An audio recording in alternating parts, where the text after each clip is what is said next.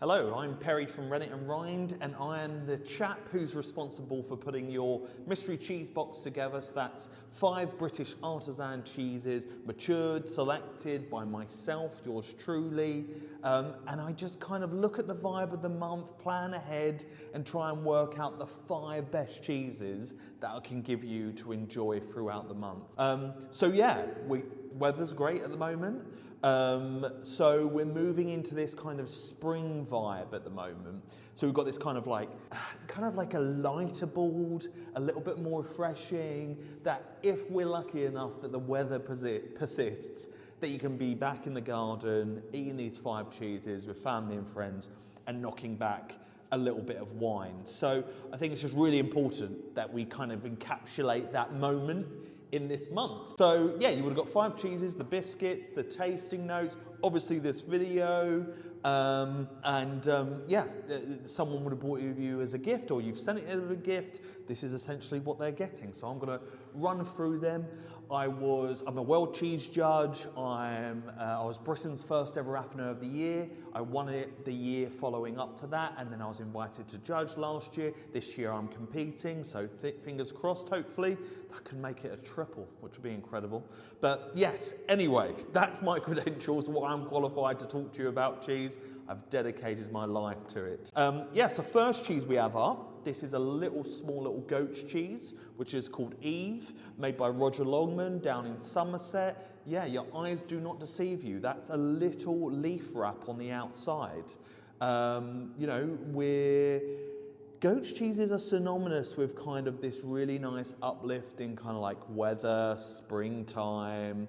And I just felt like this has kind of never ever been in the mystery cheese box. And I thought it was a good time to roll it out. So we've got this brilliant white interior that's in the cheese, indicating that it's a goat's milk. Cows, the colouring in the grass, they don't absorb it, so they pass it through the milk, where goats absorb its nutrition, so that's why you get this white colour rather than a yellow one. So aroma is really light, gentle, that's precisely where we wanted it to be.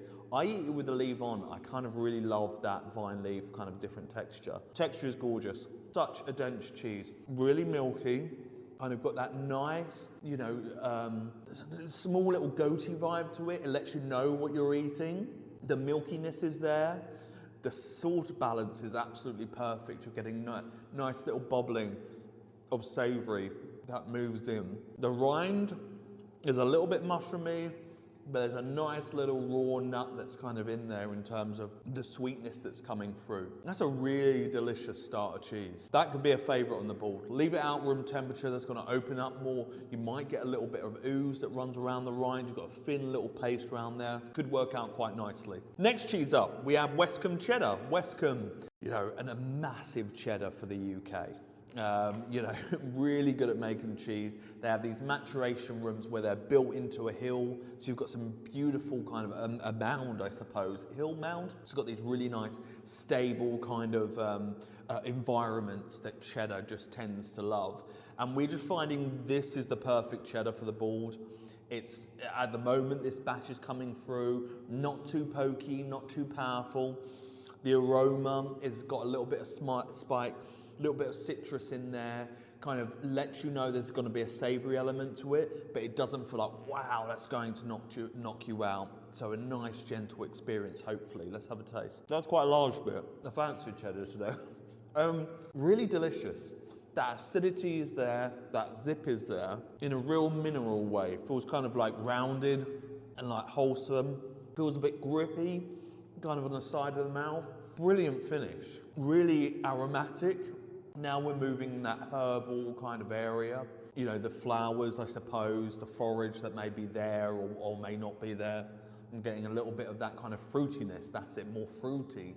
That's there. Tons of longevity, but not in a changing way, just in a realize it, and now it's very savoury. That's really delicious. That's like a great cheese. Really great cheddar, great work from Tom down in Westcombe in Somerset. Fantastic. Next one up we have is Connage Gouda, a Scottish Gouda style. Love these people. They're just so polite as well. Whenever we place an order, there's like an email every single time that comes back and it's like, thank you so much for your order. And they're always willing to help work with us. So cooked milk, heat it a little bit. We like to bring these in a little bit younger. We kind of are used to really strong, sweet butterscotch Goudas. We like this in a little bit younger, so it just retains a little bit more of that milkiness in there.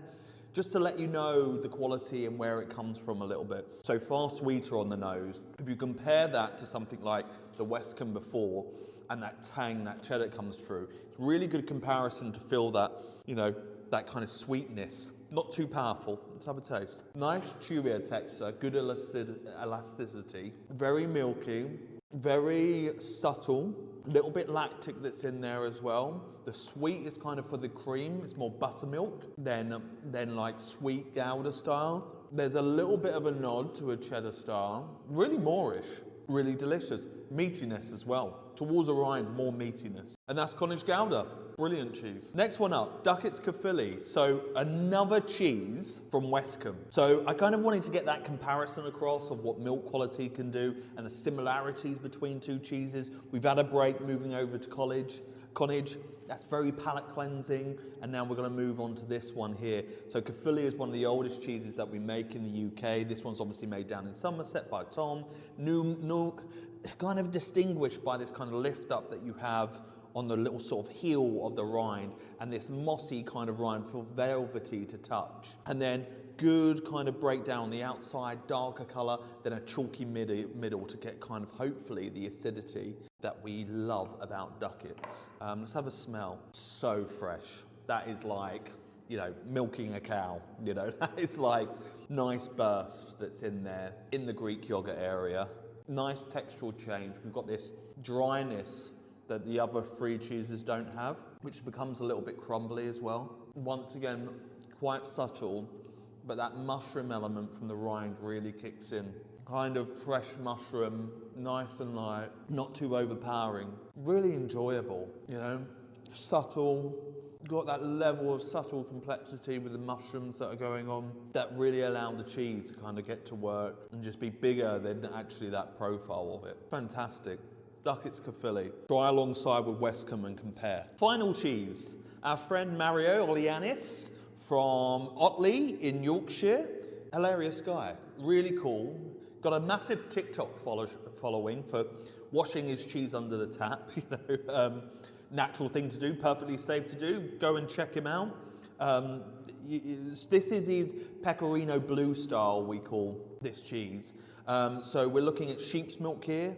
Blue cheese, similar rind to actually the Duckett's there with the velvety on the top, a little bit more rocky than it is. And I feel like this cheese has come into its own the last couple of months actually.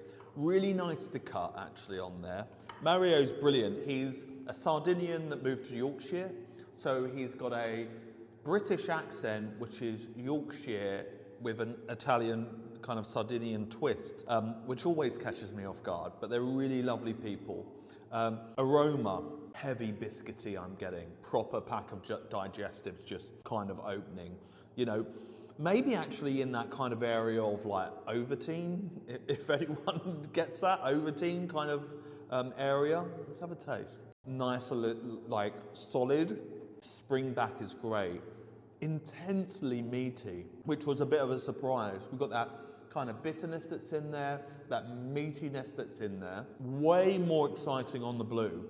This is really intriguing me. This is very different from most blue cheeses I have. Most blue cheeses, I struggle to detect the difference really between the paste and the blue. This one is very different compared to the blues that the blue area that you get. You get on the, you know, the cream side, you're getting more subtlety, more meatiness. As you get into the more blue, you're getting that spicy, piquant bitterness. You're getting kind of two cheeses in one. So a big old mouthful of them both. When you have them both together, That's harmony. That is very cool. The green from the kind of this bit that I'm talking about pushes down that astringency, that spiciness that it has. So it gives it a more nice entry and then works through it quite nicely as well. Because once that leaves, then you get that lift up of energy, I suppose, and saltiness and piquancy, which gives it more value in terms of the experience. Really good board. Nice and fresh, sitting out in the garden, glass of wine. You've got Eve from Roger Longman, we've got goat's milk there, we've got an amazing cheddar current batch, which is Westcombe cheddar. You've got Connage, great Scottish Gouda style and the younger style. We've got Duckett's, which is that nice spring inner cheese. And then we've just got a really interesting out there sheep's milk cheese by Mario. And they're your 5 cheeses. So enjoy, tell your friends about us. We're an independent business. We only thrive by word of mouth and how much you enjoy the boxes, who you tell. So thanks so much for your support. Enjoy these British artisan cheeses, and I'll catch you on another side.